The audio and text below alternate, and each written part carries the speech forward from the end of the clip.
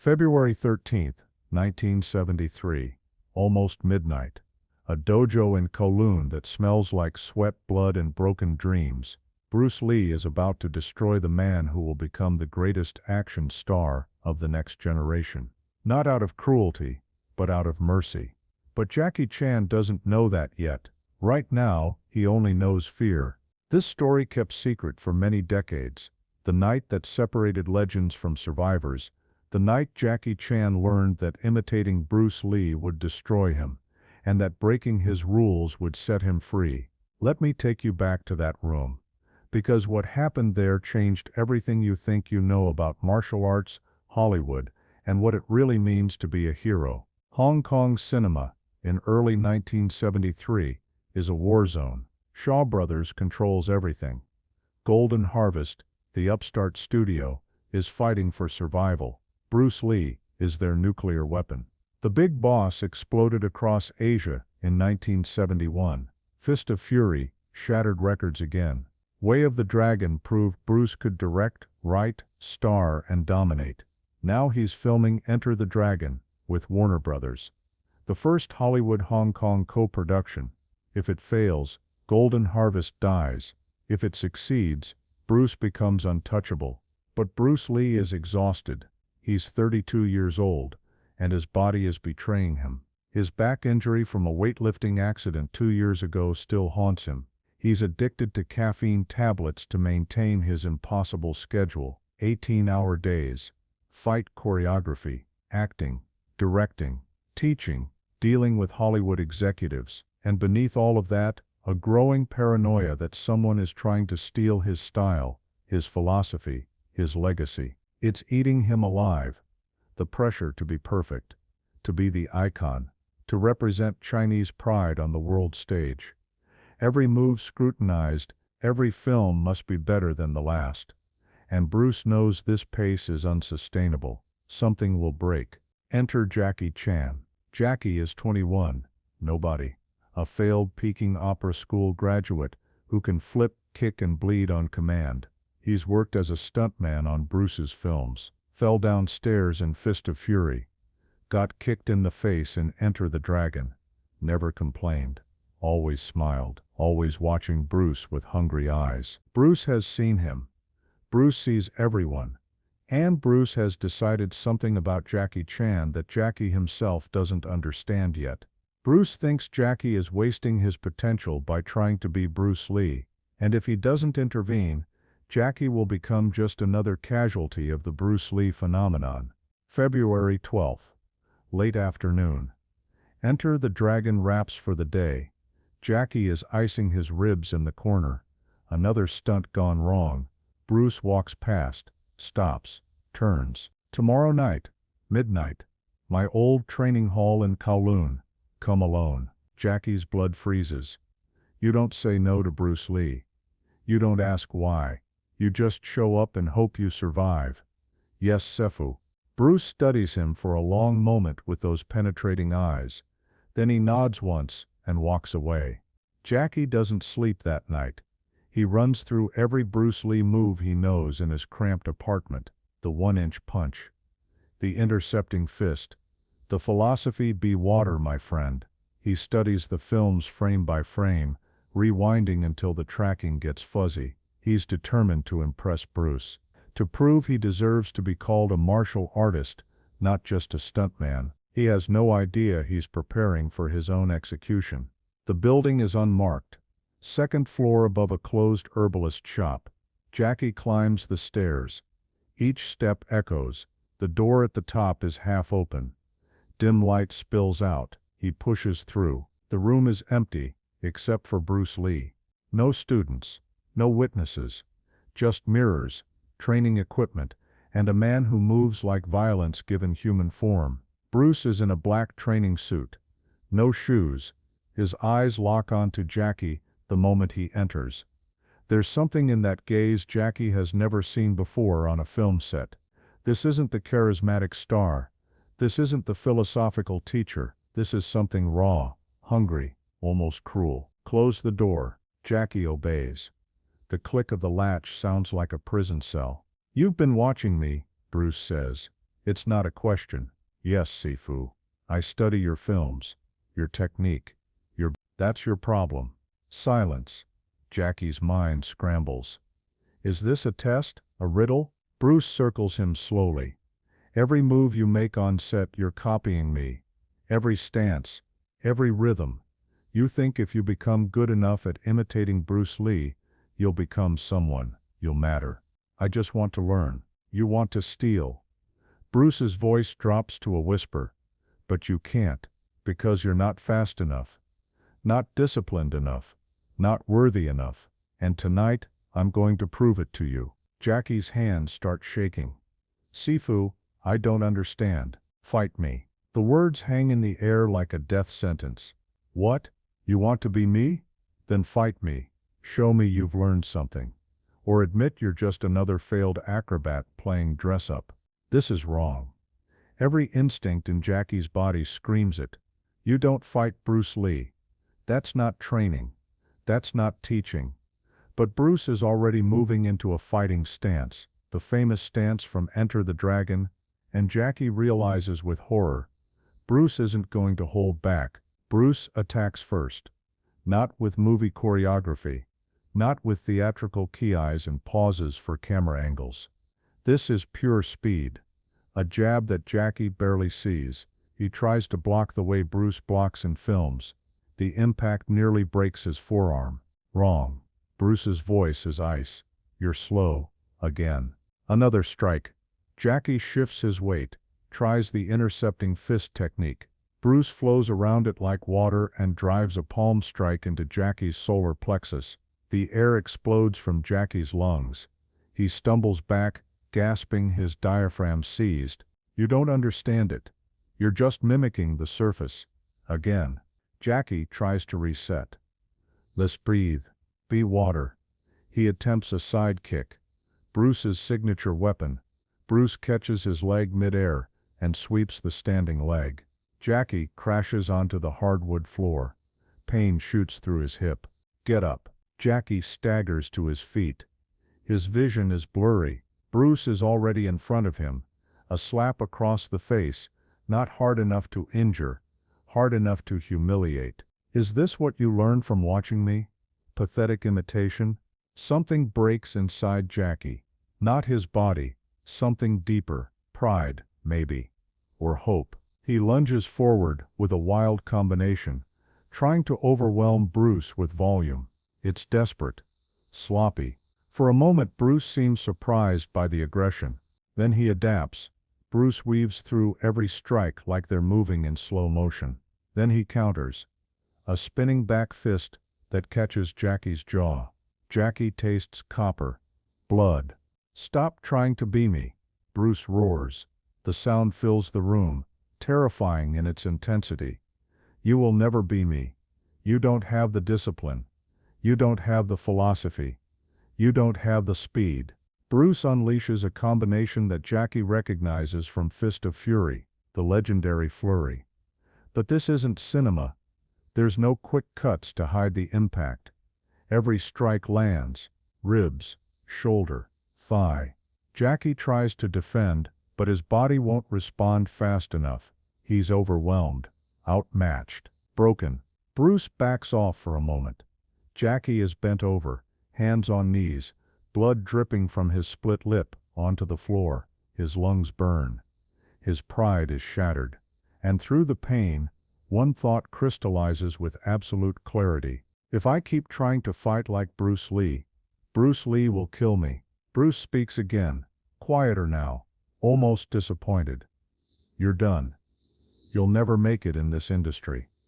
You're just another. He doesn't finish the sentence, because he launches into a spinning kick, the legendary tornado kick that defined his style. Beautiful, lethal, aimed directly at Jackie's head. This isn't a teaching moment anymore, this is punishment. And Jackie Chan breaks every rule Bruce Lee ever taught him. He doesn't block, doesn't counter with technique, doesn't try to be water. Instead, something more primal takes over. His peaking opera training, the training Bruce Lee dismisses as acrobatic nonsense. Pure survival instinct. Jackie drops flat to the ground. Not in a martial arts stance, in a panicked, graceless dive that looks pathetic. Cowardly. He hits the floor hard and immediately rolls. Not the elegant kung fu roll, a wild, tumbling scramble that has no form, no beauty, no philosophy. Just momentum and panic and muscle memory from 1,000 pratfalls.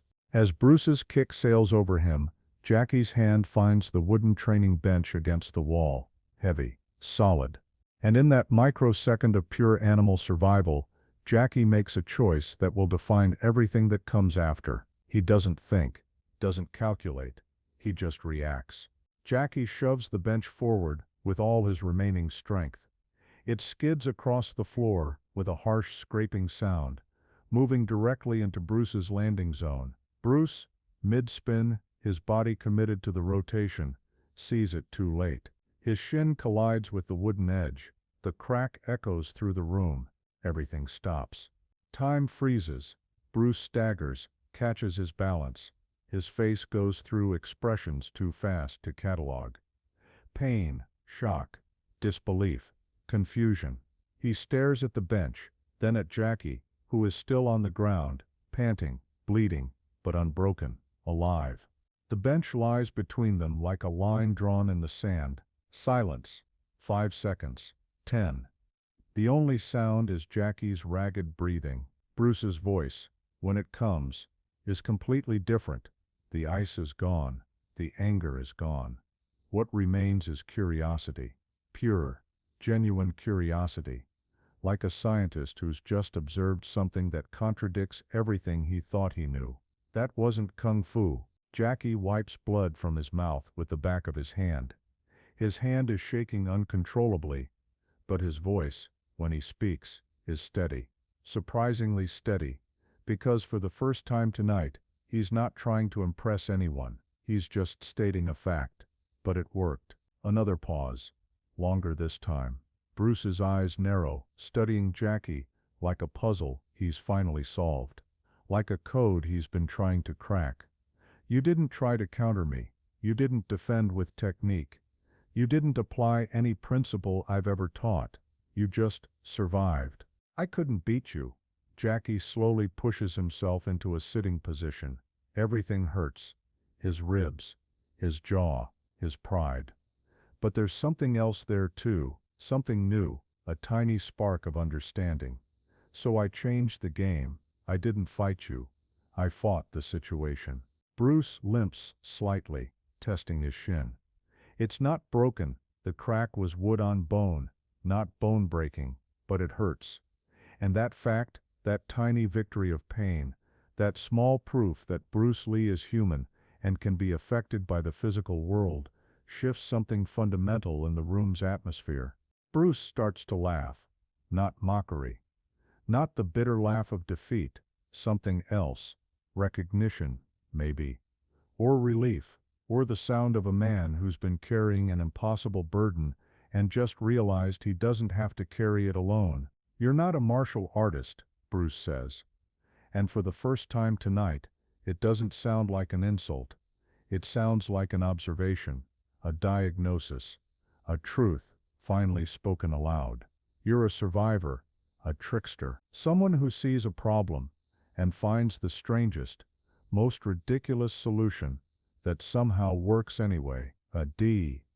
He searches for the word in Cantonese, tries a few, discards them, then switches to English.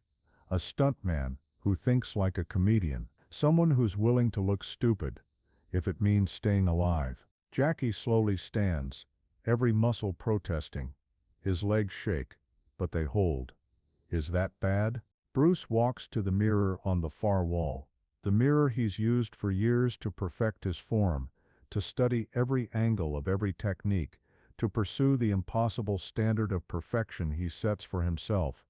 He looks at his own reflection, studies it like he's seeing himself for the first time. When he speaks, it's not to Jackie, it's to himself, to the image in the mirror, to the legend he's been building, and the man who's getting crushed underneath it. I've been trying to create copies of myself, perfect vessels for my philosophy, students who understand what I understand, who can move like I move, who can carry on my legacy when I'm gone. His voice cracks slightly on that last phrase, but maybe he turns back to Jackie, and his expression is complicated, sad, tired, but also hopeful in a strange way. Maybe the world doesn't need another Bruce Lee. Maybe it needs something I can't be, something I don't have the courage to be. What's that? Someone who makes people laugh while they cheer. Someone who breaks every rule and survives anyway. Someone who isn't afraid to look weak, ridiculous, human. Bruce's expression is unreadable now. Pain and pride and something like envy all mixed together. I can't do that. I've built myself into something else, an icon, a symbol. I have to be perfect, untouchable, faster than everyone, stronger than everyone, wiser than everyone. It's what people expect. It's what China needs. It's what I've demanded of myself since I was your age. He gestures at Jackie's bloody face, his torn clothes, his defiant stance. But you don't care about being perfect. You don't care about looking good. You care about surviving, about getting up after you fall, about finding a way to win even when winning looks like losing. And in the real world, outside of philosophy and theory and perfect technique, that's the only thing that matters. That's the only thing that's true. Jackie doesn't know what to say. This isn't the lesson he expected. This isn't the validation he wanted. He wanted to be told he could be great. Instead, he's being told he can't be Bruce Lee. And that's somehow good. It doesn't make sense, but Bruce isn't finished. Stop trying to be me. Stop studying my films like they're scripture. Stop trying to achieve a standard that's destroying me from the inside. Bruce walks closer, and for the first time tonight, his presence isn't threatening. It's almost fraternal, almost gentle. You want to make it in this industry? You want to matter? Find your own style, make your own rules, create something that's yours, not an imitation of mine. And when they tell you it's not real kung fu, when they tell you you're not a martial artist, when they tell you you're just a clown, he taps Jackie's chest, right over his heart, where it's still pounding from fear and exertion. You tell them it worked. That's all that matters. Survival, truth, finding your own way. Not my way, your way. Bruce opens the door. Cold February air rushes in. Get out of here. Clean yourself up, and the next time I see you on my set, I don't want to see my moves. I want to see Jackie Chan's moves, even if I have no idea what that means yet. Jackie stumbles toward the door, then stops. Sifu. Why did you really bring me here? Bruce's face goes dark again. Because in 5 months I'm going to be gone, and someone needs to remember that martial arts isn't about perfection. It's about truth. I thought I could teach that by breaking you. But you taught it to me by refusing to break the way I expected. Jackie doesn't understand. Not fully. How could he? He doesn't know that in 5 months and 7 days, Bruce Lee will be dead. He doesn't know that Enter the Dragon will become a posthumous legend. He doesn't know that everything Bruce just said is both a prophecy and a plea. But he will remember this night. He will remember the lesson that came not from Bruce's philosophy, but from his own survival instinct. And when Jackie Chan becomes Jackie Chan, when he creates a style that blends comedy and action, that makes heroes vulnerable and human, that breaks every rule of traditional martial arts and becomes beloved worldwide, he'll know it started here, in a dim dojo that smelled like sweat and fear, the night Bruce Lee tried to destroy him and accidentally set him free. Years later, Jackie will tell versions of this story, in interviews, always careful, always respectful. He'll say Bruce was demanding but fair. He'll say he learned discipline from Bruce. He'll never mention the midnight dojo, the violence, the breaking point. Because some truths are too raw for public consumption. But watch Jackie's films. Really watch them. Snake in the Eagle's Shadow, Drunken Master, Police Story.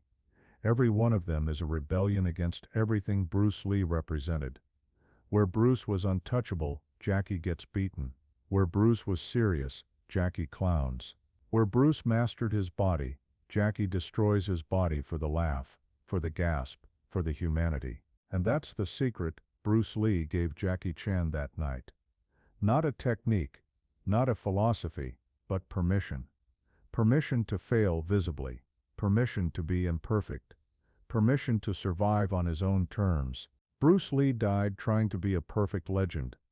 Jackie Chan thrived by being a beautiful disaster, and the world loved him for it. Because in the end, Bruce was right about one thing. The world didn't need another Bruce Lee. It needed the first Jackie Chan, even if it took a midnight beating in a Kowloon dojo to create him.